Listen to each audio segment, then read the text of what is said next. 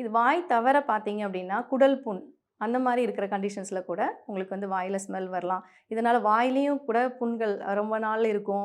அல்சர்ஸ்ன்னு சொல்லுவோம். மவுத் அல்சர்ஸ் காமனா சொல்லணும்னா, இது ஸ்ட்ரெஸ்னால வரலாம். நல்லா தண்ணி குடிக்காதனால கூட, டீஹைட்ரேஷன் இதனால கூட இந்த வாய் ஸ்மெல் வரலாம். அது மட்டும் இல்லாம உமிழ்நீர் சுரப்பிகள்ல ஏற்படக்கூடிய பிரச்சனைகள். இதனால உமிழ்நீர் வந்து சரியான அளவுக்கு சுரக்காம ட்ரை ஆகும். ஸோ ட்ரை ஆகும்போது என்ன ஆகும் உங்களுக்கு, அந்த லூப்ரிகேஷன்ஸ் இருக்காது. பாக்டீரியல் குரோத் அதிகமா இருக்கும். அதனால கூட இந்த வாய் துர்நாற்றம் வரலாம். இது மட்டும் இல்லாம பார்த்தீங்க அப்படின்னா, மத்த கண்டிஷன்ஸ் இப்போ லங்ஸ்ல ஏற்படக்கூடிய பிரச்சனைகளா இருக்கலாம். இல்ல சளி தொந்தரவுகளா இருக்கலாம்.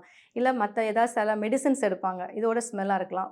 நார்மலா பார்த்தீங்கன்னா, ஃபுட்லயே ஆனியன், அதுக்கப்புறம் இந்த மாரி பூண்டு இந்த மாரிலாம் எடுக்கும்போது கூட வாய் துர்நாற்றம் இருக்கலாம். இதெல்லாம் ரொம்ப டெம்பரரி.